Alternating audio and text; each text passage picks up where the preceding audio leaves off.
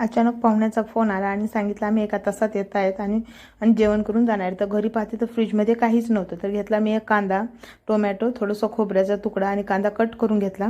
फ्रीजमध्ये काही नव्हतं तर मग म्हणलं बघा आपण बनवावी. बेसन पिठापासून अशी एकदम चविष्ट ही भाजी बनवायची आहे मला.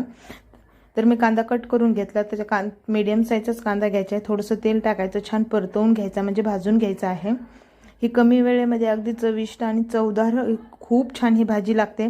थोडासा लसण घेतला, खोबरं घेतलं, त्याला पण भाजून घ्यायचं आहे. टोमॅटो, अर्धा टोमॅटो आहे आणि कोथिंबीरमुळे खूप छान चव येते आपल्या पिठानं.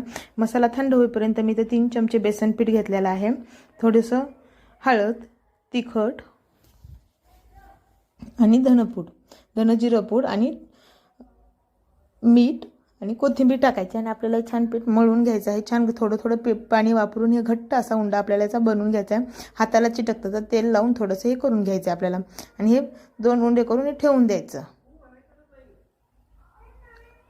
तर आपल्याला बघा ठेवून द्यायचं. तो आता इथं मी मसाला थंड झालेला आहे, मिक्सरमधून काढलेला आहे. तेल टाकायचं, थोडेसे जिरे, कढीपत्ता, इथं लाल तिखट, आपलं काळं तिखट आणि थोडंसं बेसन पीठ, धनजिरं पूड आणि गरम मसाला हे टाकून आपलं आणि बेसन पिठामुळे काय होते भाजी घट्टपणा येतो आणि ग्रेव्ही छान तयार होते. कांदा लसणची पेस्ट टाकायची आहे आपल्याला, खोबरं आणि हा मस्त तळून घ्यायचा हा मसाला एकदा. चवीपुरतं मीठ. बघा याची छान ग्रेव्ही तळलेली आहे. तर आपल्याला ह्याच्यातलंच 1 चमचा हे मसाला काढून घ्यायचा आणि पाणी टाकायचं आहे. हे छान उकळी येऊपर्यंत आपल्याला तोपर्यंत आपण पोळी लाटून घेऊया. पोळी लाटण्यासाठी थोडंसं तेल वापरा जर चिटकत असेल तर, किंवा बेसन पीठ वापरलं तरी चालतंय. तरी बेसन पीठ लावून मी ही पोळी लाटत आहे. खूप कमी वेळेत आणि ही चविष्ट आणि चवदार भाजी तयार होते. हा आपण मसाला काढलेला आहे तो टाकून आपल्याला याला पसरवून घ्यायचा आहे, पूर्ण पोळीला लावून घ्यायचा. थोडीशी कोथिंबीर टाकायची.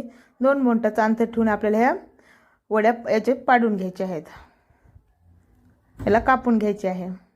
तर आपल्याला हे रोल तयार करायचे आहेत. पुंगळी बघा छान अशी आपली गोल आकाराची ही रोल तयार होतात.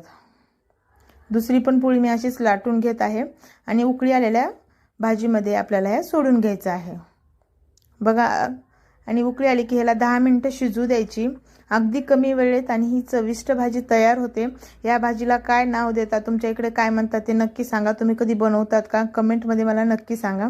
आणि तुम्हाला जर ही रेसिपी आवडली असेल ना, नक्की लाईक करा, शेअर करा. पाहुण्याला तर ही भाजी खूप आवडली. तुम्हाला आवडली का नक्की सांगा. आणि हा व्हिडिओ पूर्ण पाहिल्याबद्दल धन्यवाद.